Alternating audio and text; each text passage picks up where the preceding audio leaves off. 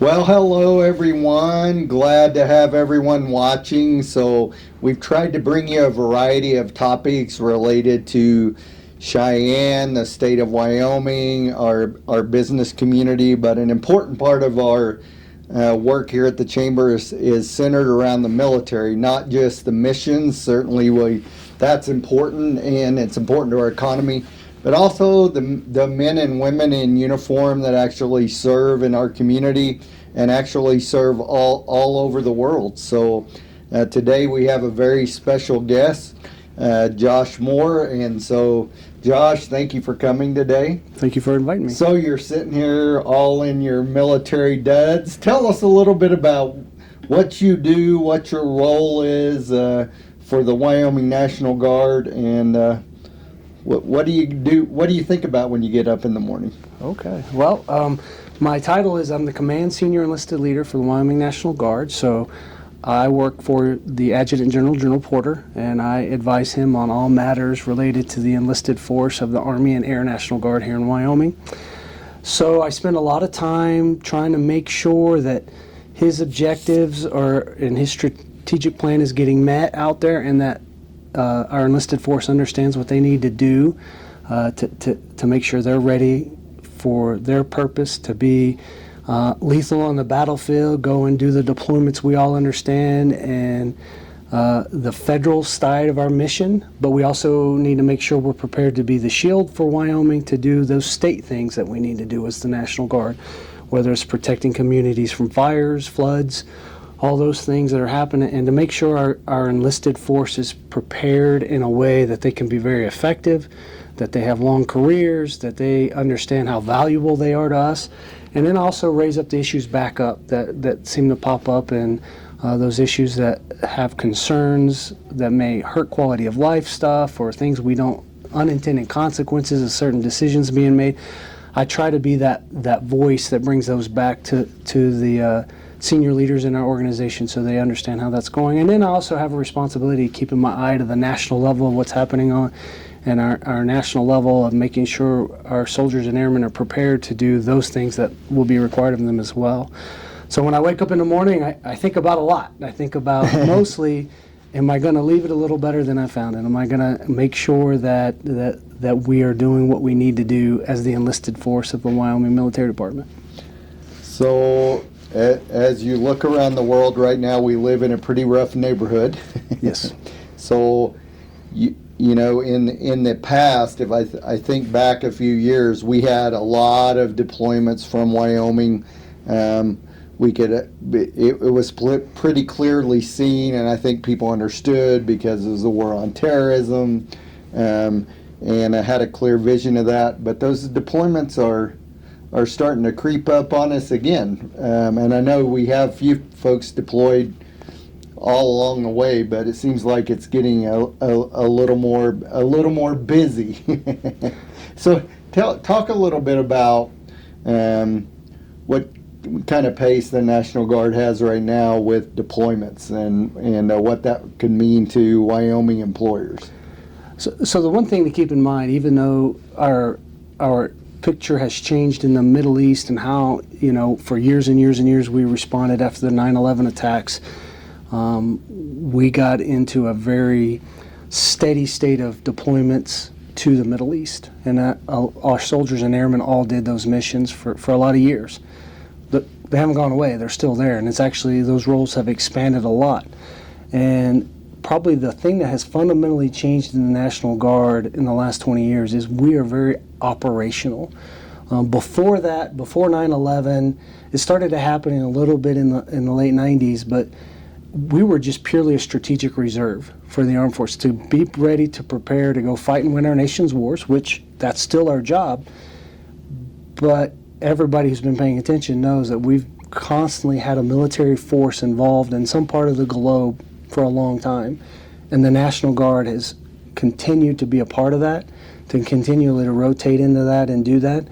And our deployments, they kind of ebb and flow, but they've been pretty steady state, and it just seems like we're ramping back up into another one right now. And a lot of it is a mission we've done before. Our soldiers have done a mission they're about to leave for in the Middle East right now. Our Air Guard just finished up one that was unique. They were out in Djibouti and the Horn of Africa working that one, but it's still very close to that region that we're concerned about. Yep. And the thing that's probably the thing people need to consider for the National Guard is our national military structure and their operations requirements can't be met without the National Guard being involved. They are going to be on some cycle of deployment. We try to have enough dwell time so we're not too cumbersome on communities and professional environments. The hope is that we can keep those deployments down short enough time that we can do our job wearing this uniform, but then we can come back as citizen soldiers and airmen and still provide our communities like they need to be taken care of as well. So how long are the deployments right now? How long of a time am I going to be gone? So I'll start with the Army Guard. The Army and the Air Guard deploy differently. The Army Guard's deployment cycles tend to go about 12 to 18 months depending on the mission they've asked. They tend to move in larger units, and they go pick up and replace like units wherever they're getting deployed, or they stand up the mission that they're going. And so they have to ramp up into a larger deployment footprint of everything they need to include their equipment and everything. And then they have to go get checked out to make sure they're ready to do the mission in what they call a pre-mobilization. Right now we have soldiers at Fort Riley, Kansas doing that. Okay. And then they deploy from there. They forward deploy to the actual locations that they're going to go. And they usually in country will spend anywhere from 9 to 12, 13 months there to cover that. Just depends on the cycle. And then they'll come back and they'll post-mob, what we call post-mob for them, where they get all the things they needed to do done. They'll return equipment, they'll reconstitute, as we say, and then they'll be brought back into the force. And that, like I said, is usually a 12 to 18 month period of time. And that's how they do that, and that's how the Army model works for them. And the reason that's different than the Air is they do that less often. They go longer, but they usually try to keep them on at least a 4-year dwell before they push them out again. The Air Guard will go in a shorter amount of time because they don't require all the front end and back end up and down because of the way the system works for them. And they'll go anywhere from as short as 90-day deployments, depending on what they were asked, up to sometimes they will do as long as 180 days. It just depends on the job they got to do and the mission they're accomplishing. But they will fall right in. They have a requirement to be ready to do their jobs all the time. Mm-hmm. So they will fall right in. Doesn't matter if it's an active duty unit. The Air Guard will break things apart and put people in places where they need them, especially on the support side. Or they'll take a squadron of planes and plop them down in the middle of an operational wing that could be active duty reserves, a whole mix. And they'll plug them in for, like I said, that 90-day to 180-day time frame, and then they'll rotate back out. They're not as long, so their max deployment will be about 6 months depending on what they're doing, but they won't go again, or they could go again in as short as 3 years, sometimes less depending on what's going on. So they all deploy just as much depending on their jobs, but it's just the frequency and how long they're gone is what's different. Gotcha. So, in Wyoming, one of the issues we know we're faced with is we got pretty good workforce challenges, and I know we have, just talking to the, folks in the Pentagon, we certainly have recruitment challenges across the nation, but I think just a little more specific to these deployments. So, got the workforce challenges. I'm sure that a lot of I know that they are. A lot of our Guard folks are, policemen, paramedics, that kind of thing. So, I'm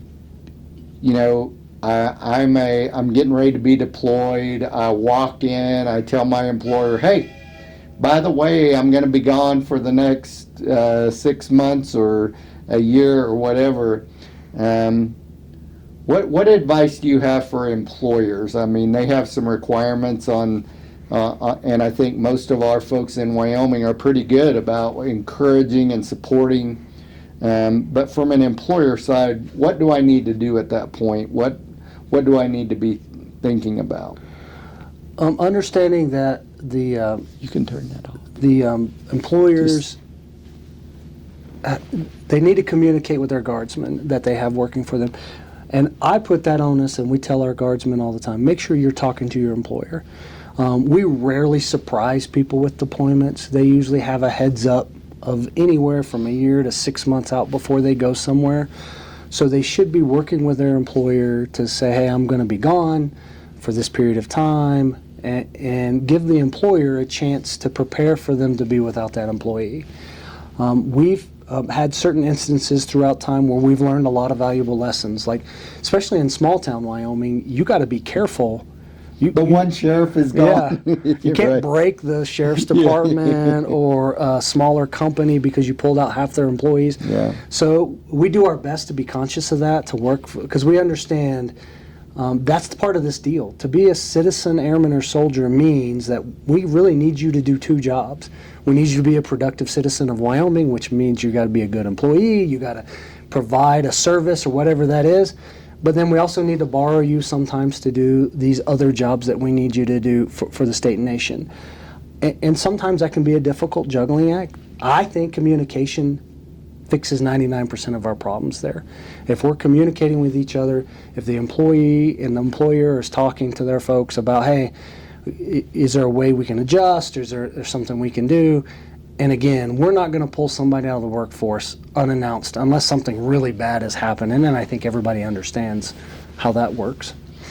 Right. So are there any resources for employers that they can get a hold of that can explain this process and what their responsibilities are? Because they do have some responsibilities, right? They have to keep that job for the guardsmen upon their return.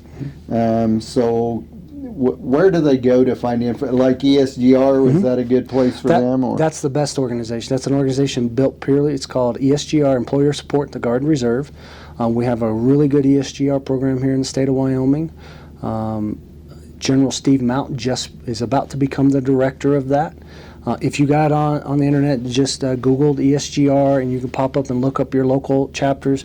They have all the laws and the requirements and the statuses of what they can work through. And again, they have all the resources you need to work with your guardsmen, and vice versa. The guardsmen should be working with their employer as well to make sure we're following the law, because there is a lot of this that the law is protecting the guardsmen, but there's also protections for the employer there.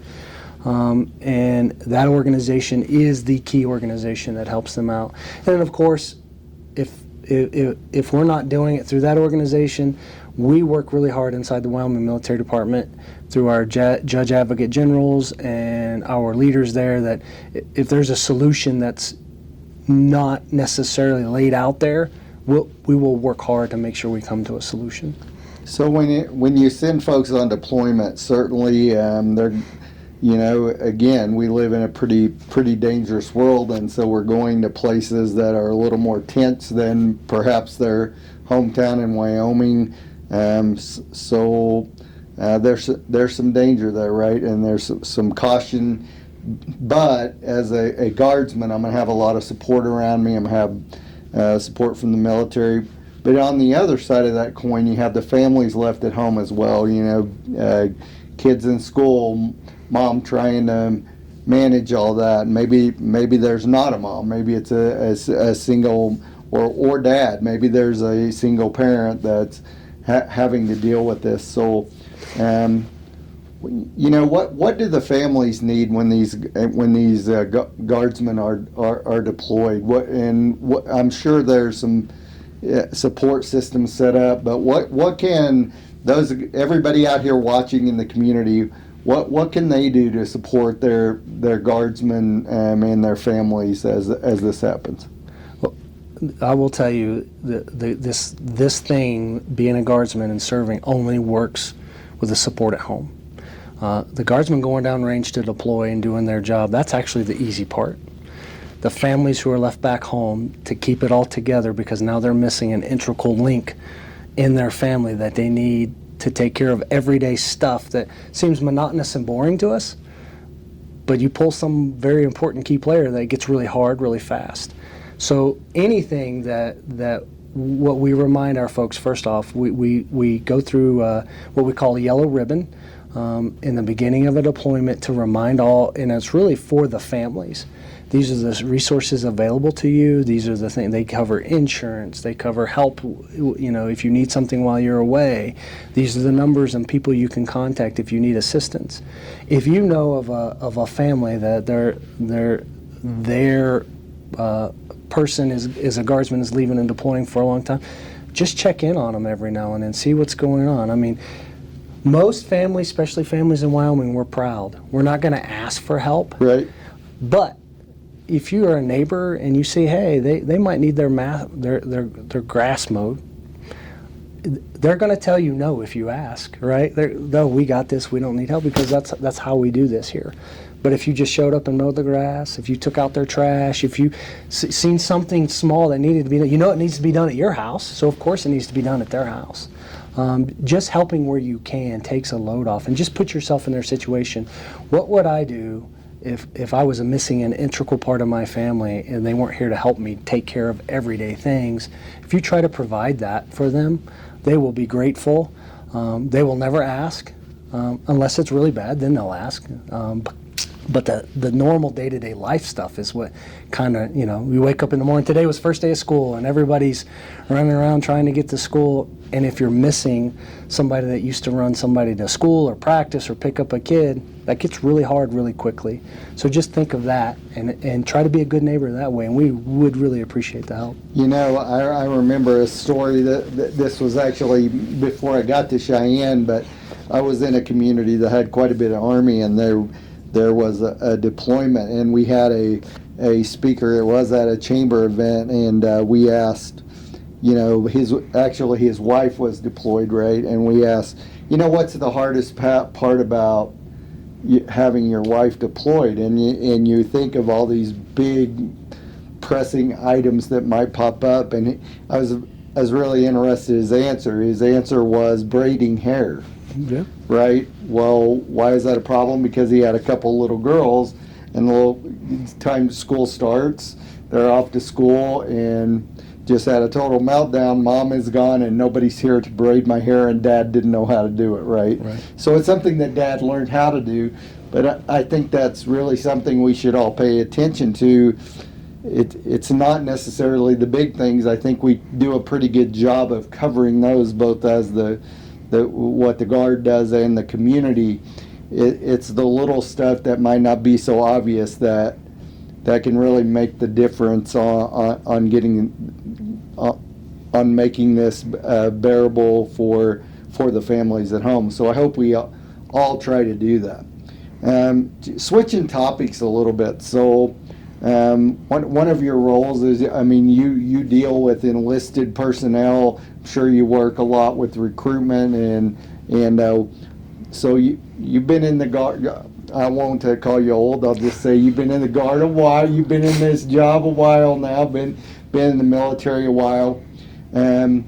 What has changed with your time in the military about either folks wanting to serve, number two, their ability to be able to serve, meeting the requirements, and what has changed about the military's approach to these folks? Obviously, young people change over time, but I think we've had some dramatic shifts in how we view some of this stuff as society. So give us some insight there. So 29 years ago when I joined, so yeah, I'm an old guy, been around for a minute. That's older than my employee sitting over there, just so I understand. Thanks for pointing that out, Dale. Appreciate it. You are right. You're absolutely welcome. I'd like to poke whenever I can. I think really there's a lot of things that are still similar. Why people join, there's always, there's people that feel like they want to give service. There's different ways to serve. Military is one of those, to provide service. And then there's the obvious things, like a lot of people today, I need to pay for college, I'd like to get this type of training, and the military is a conduit to do those things. But as things have evolved over the years, you've got youth of today have a lot more choices. They can get college paid for a lot more different ways than they used to Military was the one entity out there that if you gave them 4 years or 6 years, you had college covered. From what I understand, you can go fast food places now and get some kind of scholarships and things like that. There's a lot of ways to pay for college now. So now the military is just one of many people offering that ability. Training for certain types of jobs and skill sets, especially when you get in the highly technical areas of the cyber career fields or on the mechanical engineering side of stuff. There's a lot more people out there, a lot more smaller entities or community colleges that offer that specialized training, easily access to, and a lot of journeyman type programs that people can get involved with to get the skill set. They don't have to do something like the military. There's another option there for them. So again, we're competing inside that space that we didn't used to have to compete in. And then I think also people's attitude towards service in the military has changed. I think, the patriotic duty that people felt after 9/11, we had a dividend there that lasted for many years to help us to get there. But there was some repercussions. There is a lot of great institutions and well-meaning programs out there who want to help folks that did go deploy and go to battlefield spaces and came back with injuries of some sort, and they want to talk about and get help for those folks. So when you turn on the television or you're looking through ads and you see these entities talking about wounded warriors, and you see people missing limbs and injured in battle, it gets a spotlight on there that's important. Those people need help. But I think what it does is it puts in people's mind that if you join, you're going to end up in that space. And that's not always the case. I think if you look at the numbers, those people who are injured that way in comparative to time, the risk of that happening is always there, right? It could happen being in the military, but it's not any higher or any other time. Actually, it's in a better situation now. But that well-meaning thing kind of, moms and dads get involved and they say, "Oh, I don't know if I want you participating in that service. I would. Well, let's find you a different way to get your college paid for or whatever if the service isn't driving." So we're losing people because of the way they view it now. They see the risk more up front, I think. So what we're trying to do is remind people and give people an opportunity to serve is an honor. And the other things that have changed, electronic medical records.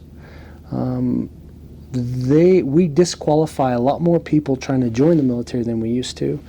Electronic medical records didn't used to be a thing. So if you think about it, when you were 18 years old and somebody asked you, "Hey, give us your medical history of anything you have," and you're like, "Oh, I don't know, I fell and broke my arm one time, I think, and that's it, that's all I remember."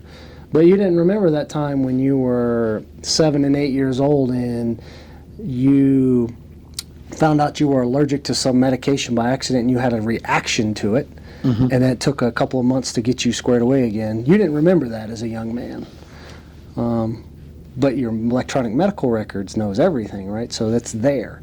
So now that event, and that there's many like that, and a lot of people, becomes a disqualifying event. Now you can't join the military because of something that happened like that. And that's something we're trying to deal with as these things are happening. It's a new phenomenon that we're losing a lot more people on it since MHS Genesis is what that medical system's called, and it picks up on all these things that even the young people didn't realize. So now they have to go. So you're asked, "Oh, you had this medical incident when you were 7. You need to go back to a doctor and make sure you're good before we can bring you in the military." Well, we know how 18-year-olds are in our life. If now all of a sudden I start throwing up obstacles for you to join us, and now you realize you got to do some extra work, I'm not so interested now. Yeah. Now I'm going to change my mind. I'm going to go somewhere. If I don't get you in the military in a pretty quick order as a young person, the way people think, I'm probably going to lose you after a while, unless you really want to do that. So that happens to us a lot. A lot more on the medical side, too, with the way we've tackled mental health in our country in the last 20, 30 years has changed a lot.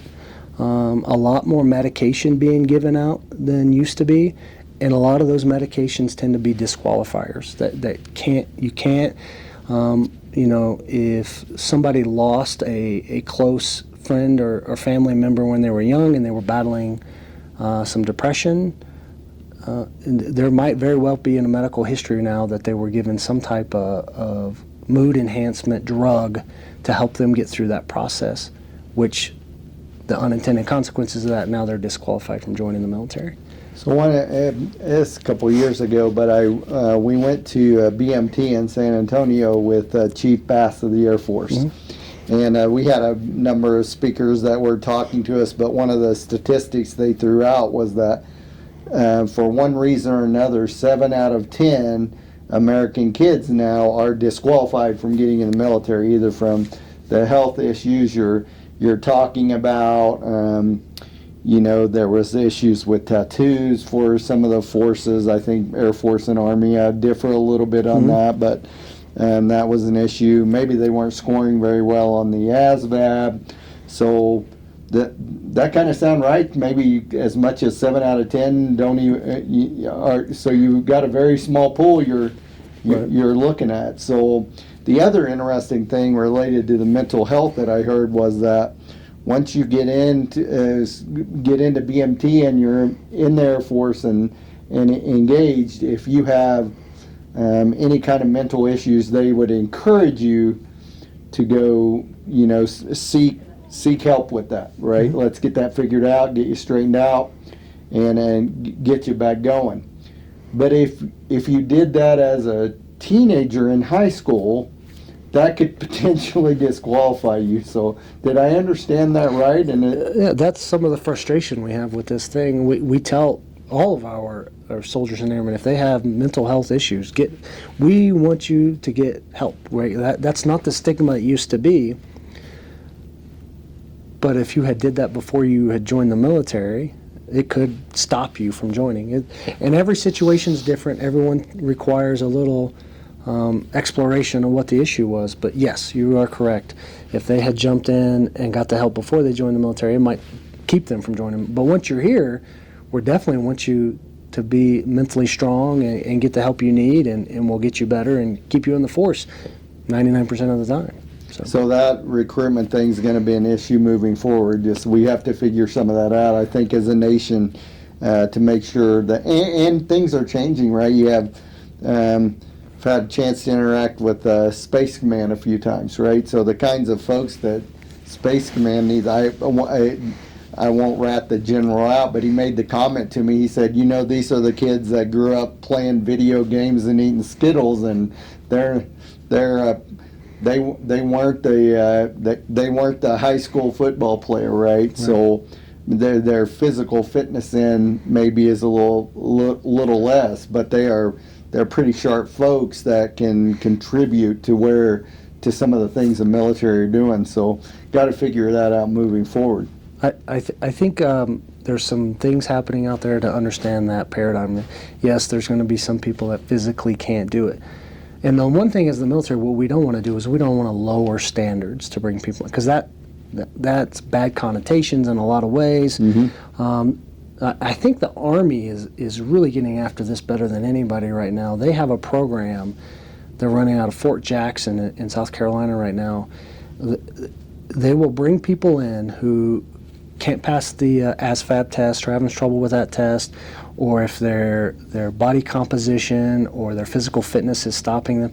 They will bring them into a program that's not basic training. They're not in the Army yet, but they will give them an opportunity to learn how to study for test, to get the education requirements, and to see if they can get their ASVAB scores up and retake the test.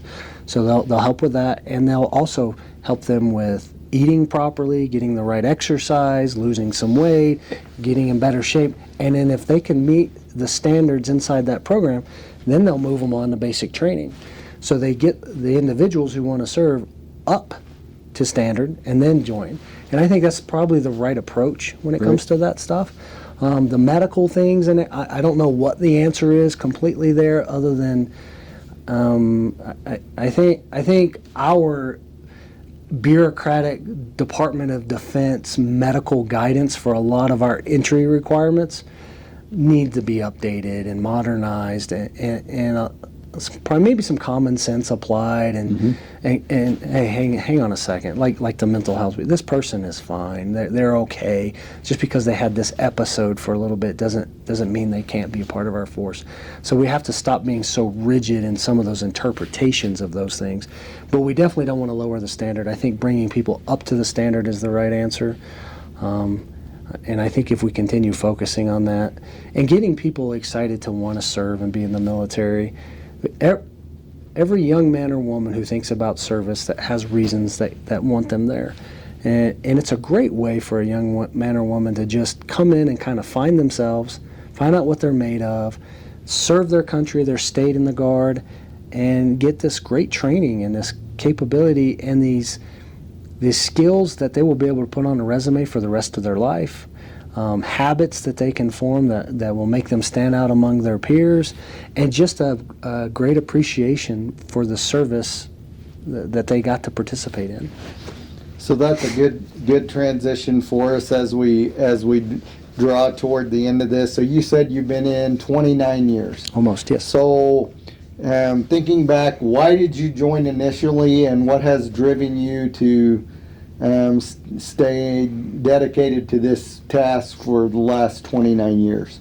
So we have a saying we talk about a lot, especially around the retention conversation, is what got you to join is not going to get you what got you to stay.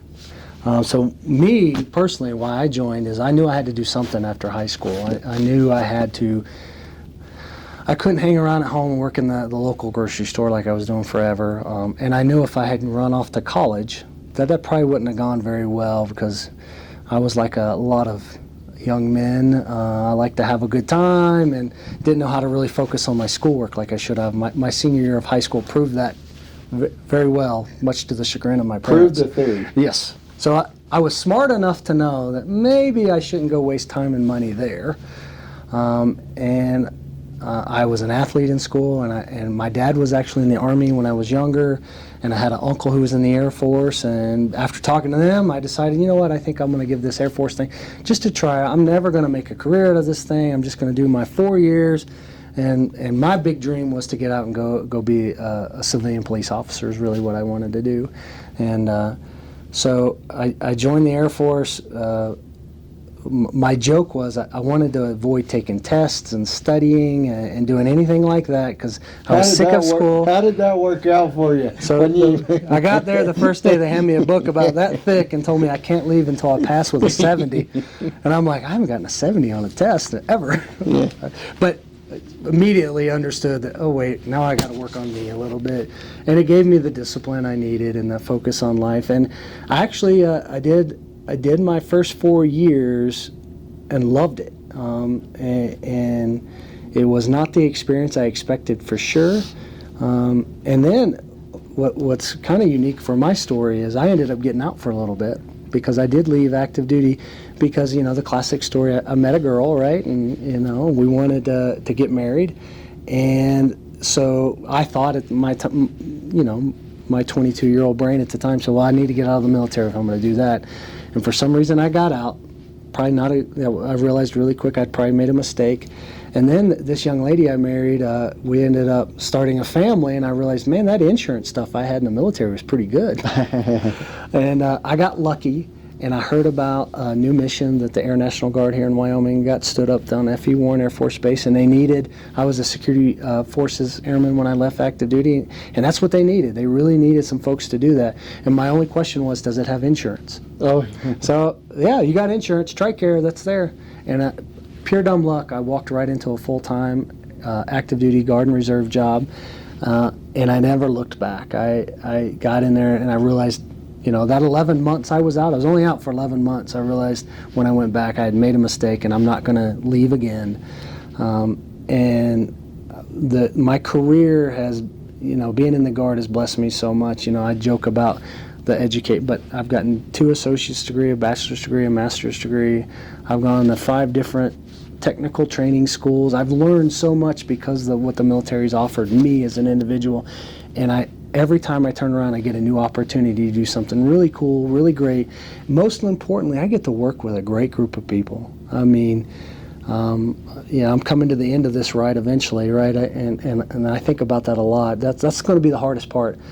I have to leave all these great people I've gotten to know over the years, and every time I turn around, I meet somebody new that wears this uniform like me, that I find out they're a great person, and that's really what you end up being in the military for. And you learn it in basic training, you don't quite understand it, but eventually your light bulb comes on and understands you do this and you wear this uniform and you want to do a good job for that person to your left and right, and that's the most important part.